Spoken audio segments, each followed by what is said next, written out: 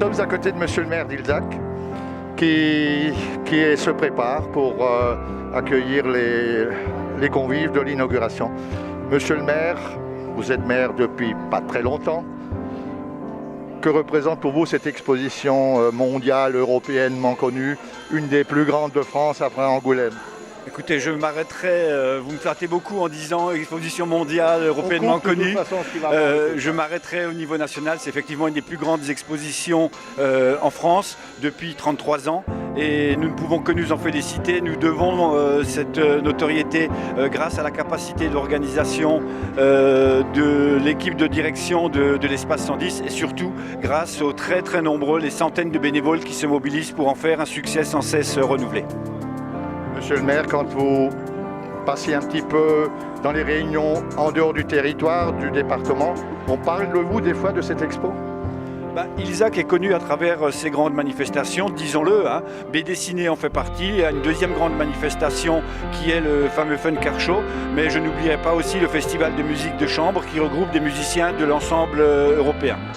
Donc quelquefois, quand vous allez dans des réunions autres du département, on dit « Ah, Ilzac, Fun Car Show, bande dessinée, etc. » Tout à fait. Ilzac est identifié grâce à ces grandes manifestations et je tiens à dire ici que l'Espace 110 a obtenu cette année le label de meilleur espace culturel d'Alsace.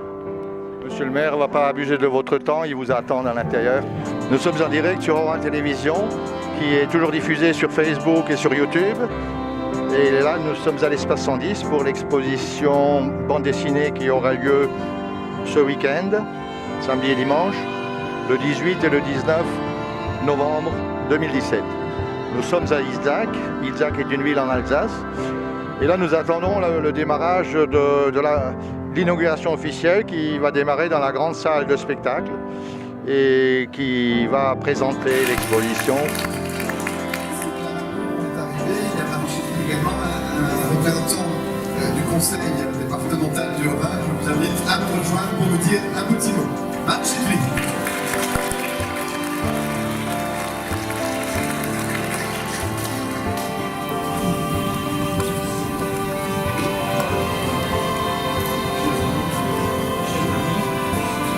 Voici après 33 ans que je participe familialement, mais également comme acteur de la République à Ilzac depuis 1988 à ce festival. Effectivement, c'est un événement majeur dans ces deux communes et quelqu'un qui est un peu taquin me disait hier, dites 33 docteurs.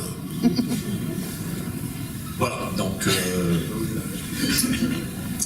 La connais-tu, Daphné, cette ancienne romance, cette chanson d'amour qui toujours recommence?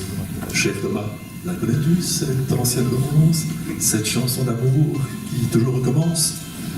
Et Nerval, toujours sur le même registre, dans un premier vers, dans un sonnet, je crois que c'est Artémis, la 33e revient, c'est toujours la première, la version originale étant la 13e. Si je parle de Gérard de Nerval, c'est que parce que c'est quelqu'un qui me passionne. Et j'ai découvert récemment, et là je rejoins tout à fait des propos de M. Pierre Mérédaillan, la culture passe par la BD, mais la BD permet aussi peut-être de découvrir certains auteurs.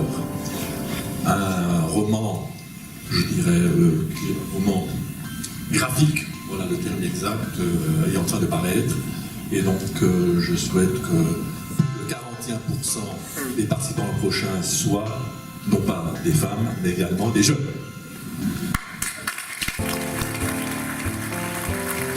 Merci. J'invite Bruno Fuchs, notre député, à nous rejoindre. Marc, si je vais rester.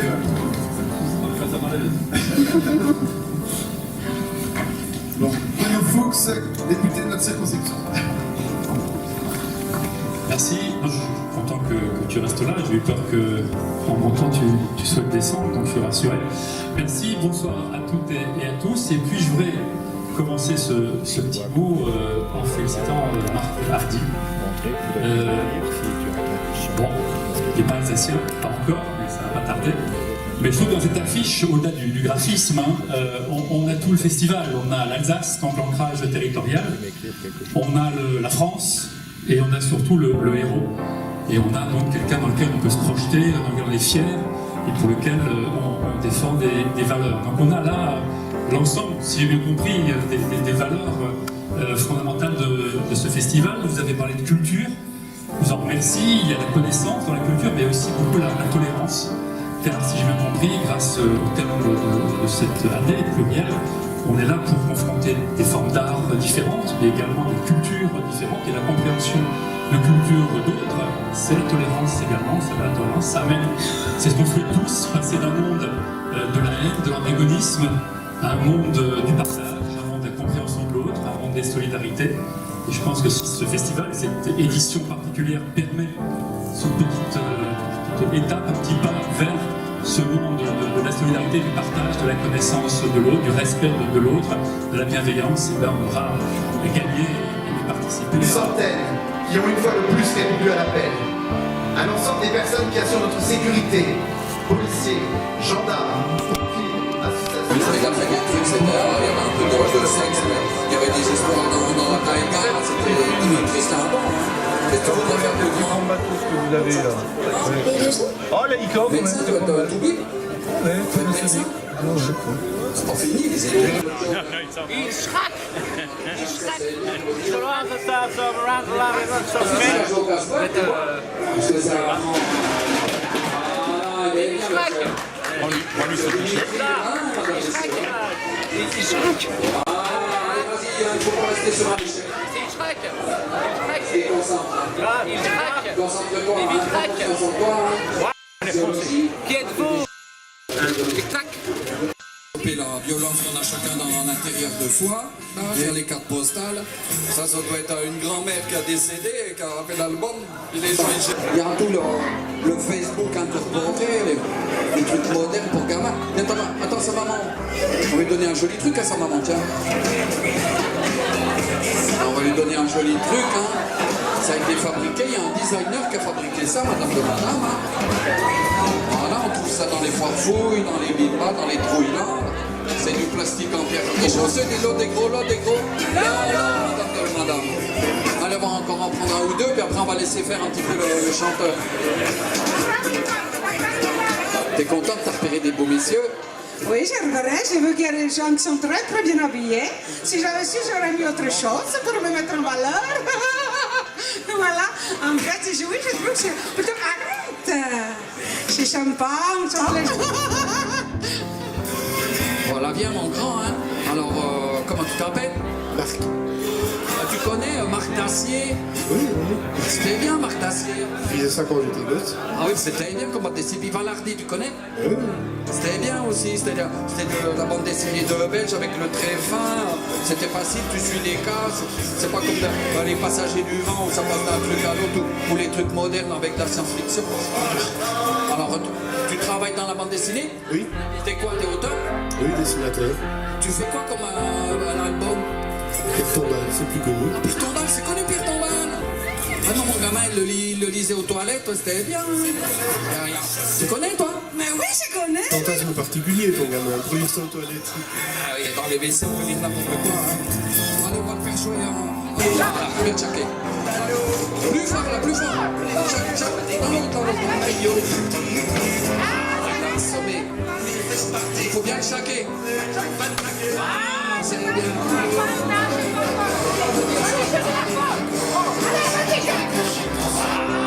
Il est bête, Pierre Tombal. Tchac. Je vais lui donner un joli truc. Tiens, je vais lui donner un album. C'est pas un pour toi.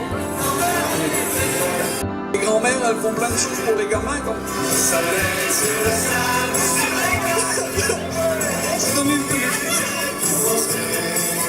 Je m'excuse, frère. Dans la vie, c'est difficile. Les gens ils fabriquent des choses affreuses.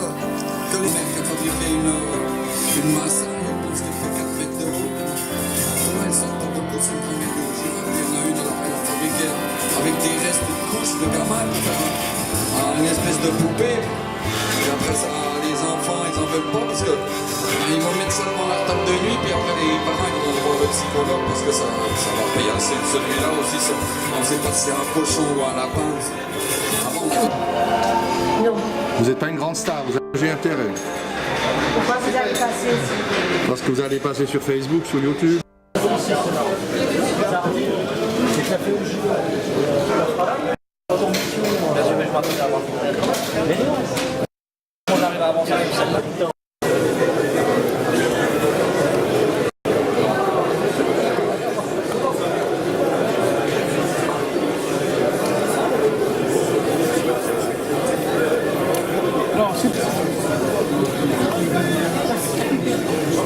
La madame en rouge qui est derrière. Madame, ça fait longtemps que vous attendez? Ça doit faire 20 minutes. Vous êtes venu hier soir? Vous avez dormi dehors? Non, on est arrivé ce matin à 7h. D'accord. Vous venez d'où? De Mulhouse. De Mulhouse. Et là, vous attendez une grande star. C'est bien ça. C'est votre idole. Oui, on peut dire ça comme ça. Le Reculé, il dessine quoi comme genre de BD? Alors, qu'est-ce qu'il dessine comme genre de BD? Fantasy, ironique. Héroïque fantasy. Et vous êtes très très fan, vous avez tous les albums. Tout ce qui sort, vous l'achetez. Exactement. Et là, vous allez faire la queue pour une dédicace. C'est bien ça. Ça fait des années que vous faites ça? Ça fait 2 ans. Vous avez des enfants qui vous suivent aussi? Non, pas encore. Pas encore. Écoutez, madame, je vous remercie. Vous êtes sur Haut-Rhin TV. Haut-Rhin TV. Haut-Rhin TV. Télé qui est vue dans le monde entier par Facebook ou YouTube. Dans quelques heures, vous serez sur Facebook ou YouTube. Voilà. Merci pour votre interview.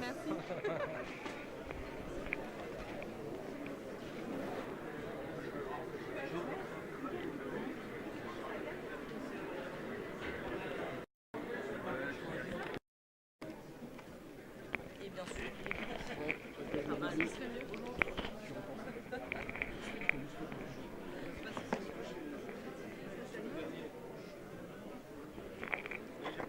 Bonjour mesdames, c'est vous qui avez approvisionné toutes ces dédicaces?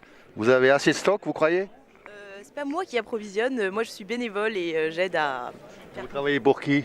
Canal BD, c'est qui? C'est une boutique à Mulhouse qui s'appelle aussi Tribule, Canal BD Tribule. Et, Elle est située à quel endroit? elle est rue du... 15 rue des Tanneurs. 15 rue des Tanneurs, en plein centre-ville à Mulhouse. Donc vous lui donnez un petit coup de main. Vous avez tous les titres de tous les auteurs qui sont là? Oui. Il y a 135 auteurs. Il y en a qui sont pas venus, je crois. Il y a des auteurs qui ont annulé, il y a aussi des titres qu'on ne pouvait pas obtenir, des titres qui étaient en rupture de stock, des choses comme ça. Donc on n'a pas tous les titres de tout le monde. Du coup, après, si vous voulez interroger monsieur David Bress, qui doit être dans les parages, c'est le propriétaire. Donc quand vous n'avez pas le titre, les collectionneurs vont être déçus ou alors ils amènent leur propre album, quoi. Alors à ce moment-là, moi c'est la première fois que je fais un festival de bande dessinée. C'est pourquoi je vous conseille de plutôt vous adresser à quelqu'un qui est Oui, non, mais vous étiez très bien, ça me suffit. Merci beaucoup, bonne journée.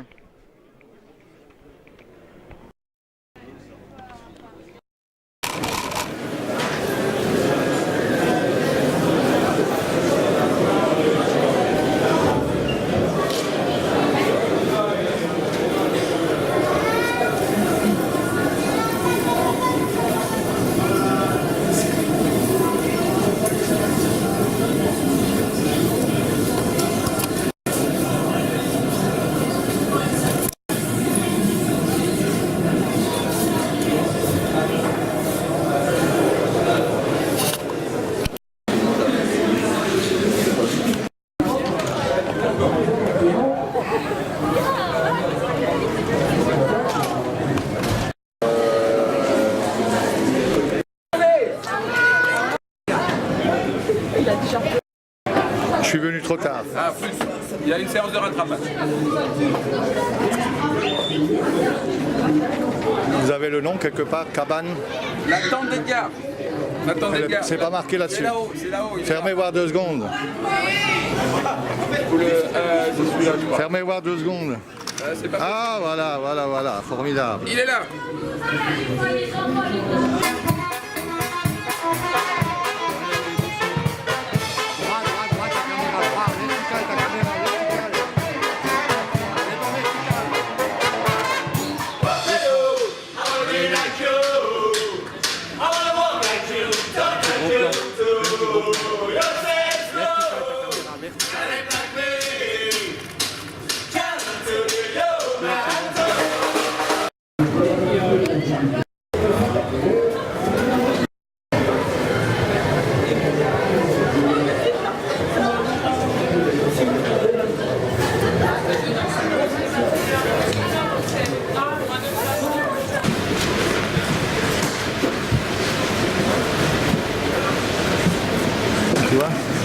comme ça. Je balaye doucement, doucement. Et après, par exemple, je vais dans le détail. Après, je zoome. Là, je zoome avec lui. Non, non. Là, je zoome tout doucement, tu vois, je zoome tout doucement. Là, je suis déjà trop rapide, tu vois. Je t'enlève au montage. Tu sais ce que tu n'as pas dit il a dit pas là.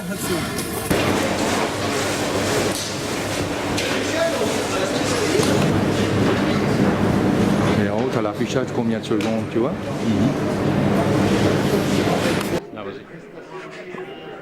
Nous sommes devant l'exposition L'émigré au Chibani.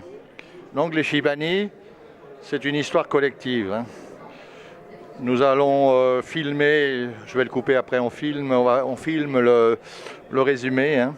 Donc les Chibani, sont des personnes musulmanes, je crois propres à l'Algérie, hein, je ne connais pas l'histoire. Donc c'est des musulmans qui sont venus en France et qui envoyaient de l'argent dans leur pays. Mais on fera un résumé détaillé avec la documentation. Ma mère qui a fabriqué une massaille, elle pense qu'elle fait 4 mètres de haut. Toi, elle sort pas beaucoup, c'est une grand-mère du Haut-Jura. Puis il y en a une, elle a fabriqué avec des restes de couches de gamins pour faire une espèce de poupée.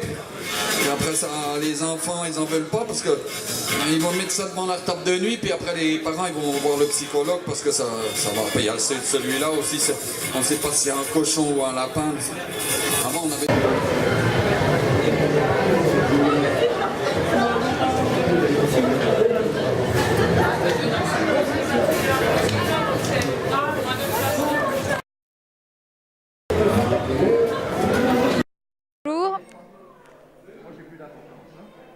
Bonjour, donc je suis Hélène, je travaille aux éditions Paquet, le groupe Paquet qui comprend 5 maisons d'édition.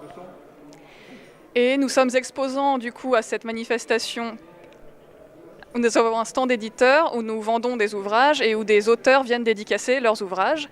Et en l'occurrence, il y a ici à Ilzac une exposition dédiée à l'univers de Pezzi, et notamment au tout nouvel album fait par Thierry Capezzone, qui est un de nos auteurs donc, puisqu'il fait cet ouvrage chez Schurz, qui est notre maison jeunesse.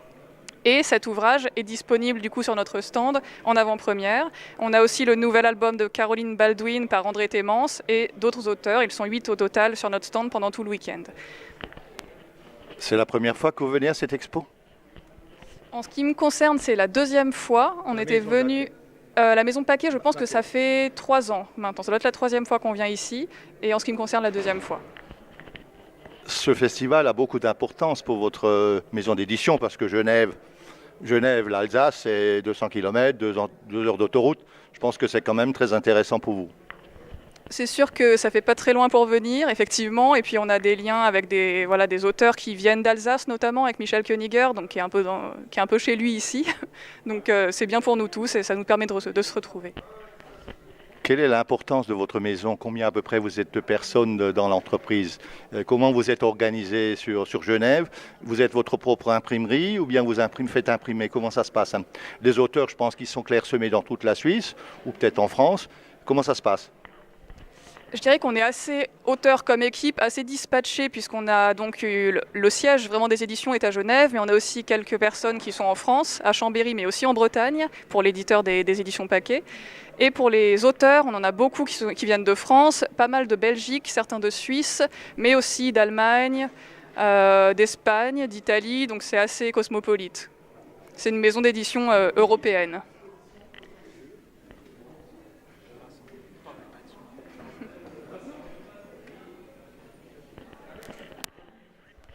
Donc, vous ne m'avez pas répondu à la question, combien à peu près vous êtes de personnes dans l'entreprise? On doit être une dizaine à peu près, entre 10 et 15 si on compte tout le monde. Ouais. Donc encore une petite maison d'édition.